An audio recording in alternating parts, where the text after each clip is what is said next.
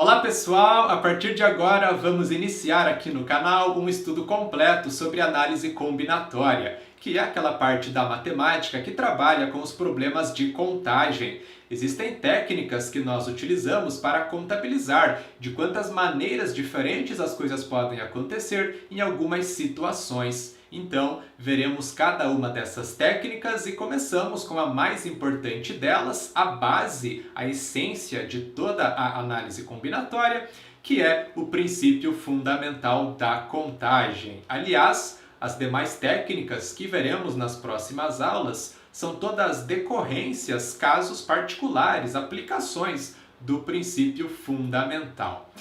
Muito bem, o princípio fundamental consiste em duas ideias básicas. A primeira delas é a seguinte: se existem x possibilidades para uma coisa acontecer e y possibilidades para outra coisa acontecer, então o número de possibilidades para essas duas coisas acontecer é x vezes y. Quando for e uma coisa e a outra, você vai multiplicar as possibilidades. Como assim, professor? Olha só, o exemplo vai ficar bem fácil de entender. De quantas maneiras diferentes um sanduíche pode ser montado, dispondo de 2 opções de pão e 3 opções de recheio? Pensa o seguinte: o que eu preciso para montar um sanduíche? Eu preciso do pão e do recheio. Preciso das duas coisas, né? Se é e, eu vou multiplicar as possibilidades. Se tem 2 opções para pão e 3 para recheio, 2 vezes 3 dá 6. São 6 sanduíches diferentes que podem ser montados. Tá legal? Então, bem fácil. 2 vezes 3, 6. Para entender por que a gente multiplica, imagina o seguinte: se são 2 opções de pão, podemos pensar que uma opção é o pão comum, tá? Pão normal, e a outra opção é o integral. Beleza. Agora são 3 opções de recheio, né? Bom, uma opção pode ser frango. A segunda opção pode ser atum, certo? E a terceira opção pode ser carne. Beleza, então olha só, se eu escolho o pão comum, eu posso fazer um sanduíche de pão comum e recheio de frango, mas eu posso fazer pão comum com recheio de atum ou ainda pão comum e recheio de carne. Então já temos 3 possíveis sanduíches, né? Só que da mesma maneira que com o pão comum, escolhendo o pão integral, eu também vou ter essas mesmas 3 opções, né? Posso pegar pão integral com recheio de frango, pão integral com recheio de atum ou ainda pão integral com recheio de carne. Então são mais 3 possíveis sanduíches, de modo que vai dar o total de 6, certo? São as 6 ligações que a gente fez aqui.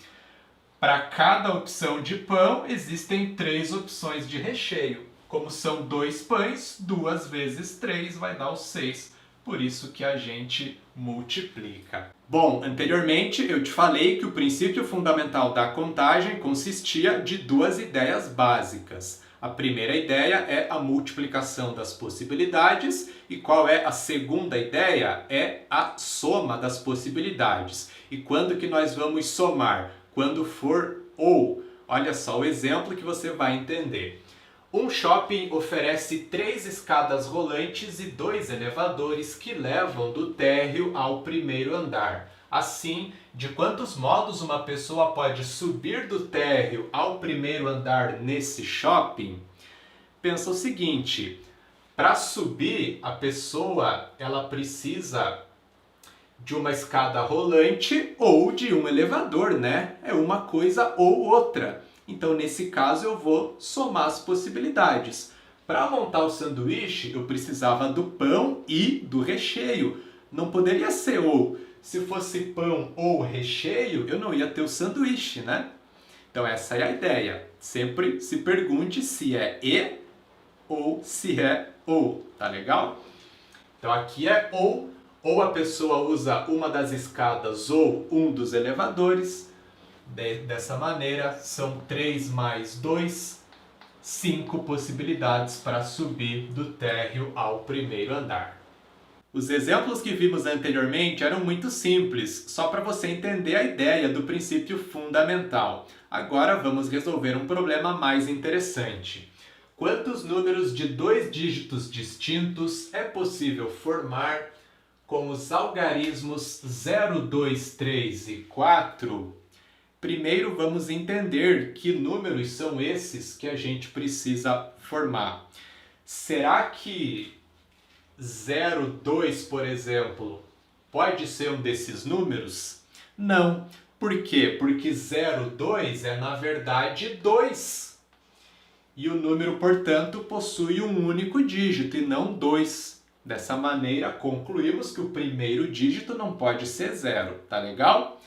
Além disso, eu não posso repetir o mesmo algarismo nos 2 dígitos. Eu quero dígitos distintos. Dessa forma, o número 33, por exemplo, não pode ser considerado. Portanto, qual é uma possibilidade? 23, por exemplo, pode ser, certo? Muito bem. Como que vamos determinar o total desses números que podem ser formados? Seguinte, em todo problema de análise combinatória, nós vamos pensar por etapas.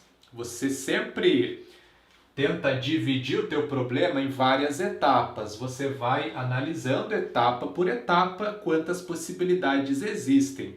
Depois, usando o princípio fundamental, é só multiplicar. No nosso problema, podemos perceber claramente 2 etapas. A escolha de cada um dos dígitos do número, beleza? Portanto, se eu penso no primeiro dígito do número, quantas possibilidades existem para ele? 3. Porque, como já comentamos, o primeiro dígito não pode ser 0. Então, dos algarismos disponíveis, tirando o 0, sobra 2, 3 ou 4. São 3 possibilidades, né? Legal. Agora eu vou para a próxima etapa, que é a escolha do segundo dígito do número. Quantas possibilidades existem para ele? Novamente serão 3. Por quê? Porque agora pode ser 0, não tem problema.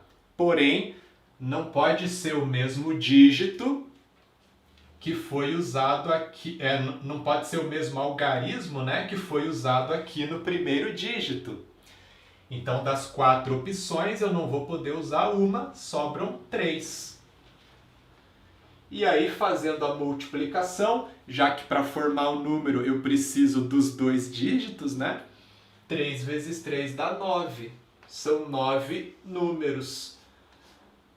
Como são poucos números, a gente pode até observar quais são cada um deles, mas é importante você entender a técnica, porque geralmente será inviável pensar em todas as possibilidades, mas nesse caso é possível.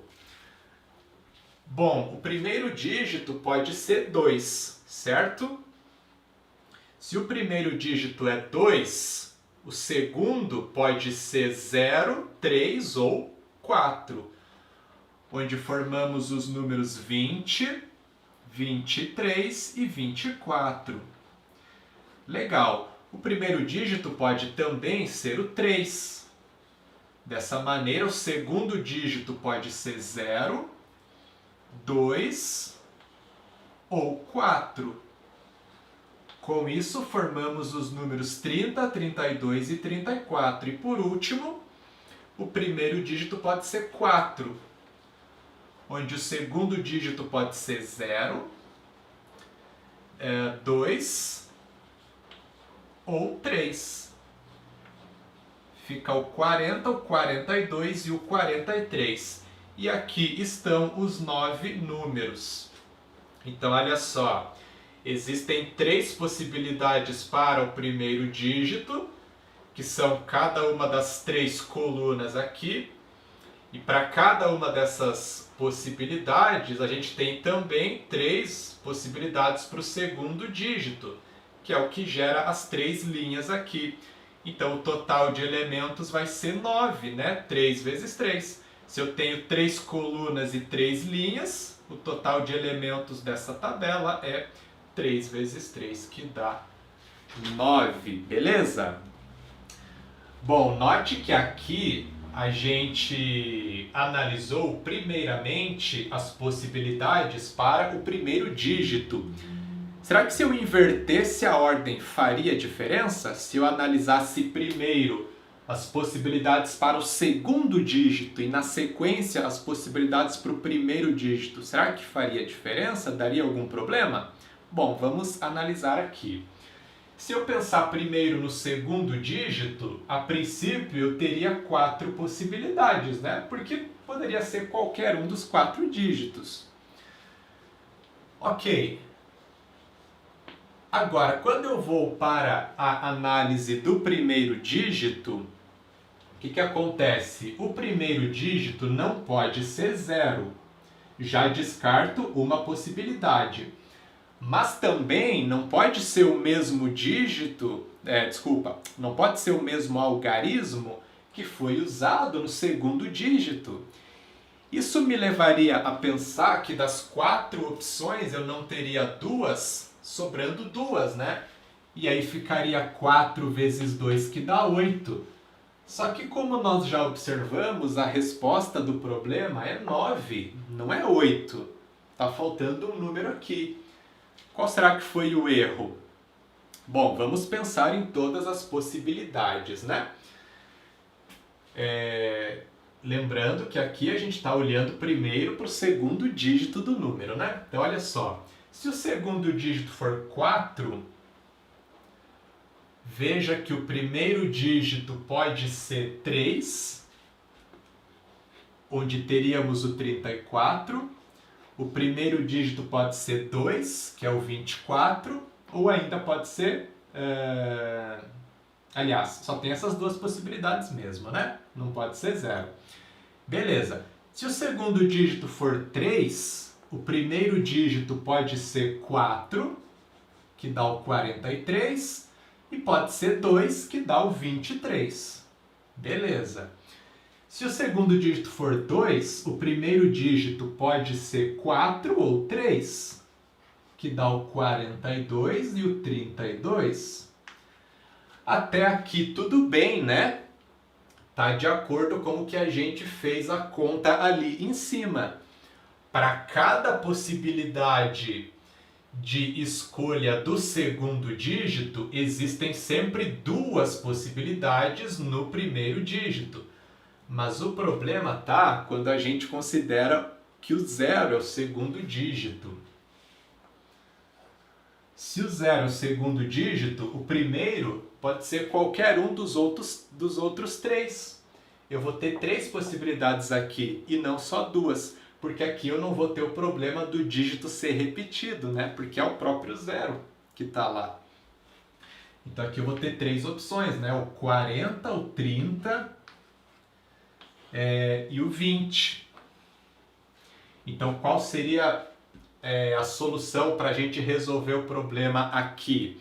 Teria que abrir em 2 casos, pensar em 2 possibilidades distintas, que é justamente analisar separadamente quando o segundo dígito é 0 e quando o segundo dígito não é 0. Aliás, vários problemas de análise combinatória são resolvidos dessa maneira, abrindo em mais de um caso, tá? Onde você analisa separadamente esses casos e depois soma as possibilidades lá no final. Porque se são diferentes casos, né, pode acontecer uma coisa ou a outra. Se é ou, aí soma. Então, beleza, vamos analisar aqui, primeiramente, quando o segundo dígito não é 0, tá? Vou chamar de caso 1, beleza? Então, no caso 1, quantas possibilidades existem para o segundo dígito? 3, certo? Se ele não é 0, pode ser 2, 3 ou 4. São 3 possibilidades. Legal. Agora, quantas possibilidades existem para o primeiro dígito? Bom, o primeiro não pode ser 0 e também não pode repetir o mesmo algarismo que está no segundo dígito. Então, vai sobrar 2 opções apenas. 3 vezes 2 dá 6. Existem 6 números nessas condições, onde o segundo dígito não é 0. Isso confere, né? Foi o que a gente observou antes aqui, ó. São esses 6 números. Beleza. Analisando o segundo caso, que é quando o segundo dígito é 0, o que acontece? Temos uma única possibilidade para o segundo dígito, né? Porque ele é o 0, só uma opção. E aí, para o segundo dígito, existirão 3 possibilidades. Porque vai poder ser 2, 3 ou 4, né? 1 vezes 3 dá 3. São 3 números, onde o segundo dígito é 0, como já observamos antes também. Esses 3 números aqui, o 40, o 30 e o 20. E aí o total de possibilidades, então, é a soma 6 mais 3, que vai dar o mesmo 9 que a gente tinha calculado anteriormente. Por que a gente soma aqui? Novamente, observar isso porque é importante. Porque é ou, certo? Ou o número termina em 0 ou não termina em 0. É uma coisa ou outra, eu somo as possibilidades. Bom, só para finalizar, veja como a ordem com que a gente considerou as etapas do problema fez total diferença, né? Se a primeira etapa que a gente considera é a escolha do primeiro dígito, a solução sai direto, bonitinho, de maneira bem fácil, né?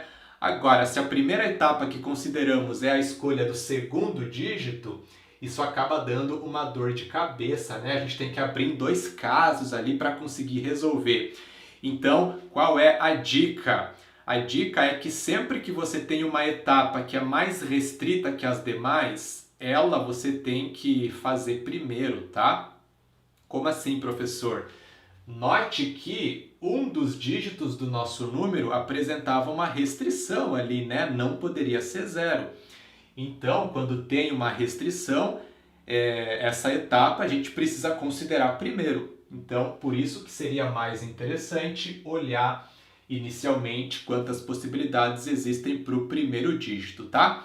Então, essa dica é fundamental, vai ser muito útil em vários problemas. Sempre que você tem alguma restrição, você considera essa etapa primeiro, tá bom? Por enquanto é isso, espero que você tenha gostado e eu te aguardo nas nossas próximas aulas, onde vamos continuar colocando em prática o princípio fundamental da contagem para obter as demais técnicas utilizadas na análise combinatória. Até mais, tchau, tchau!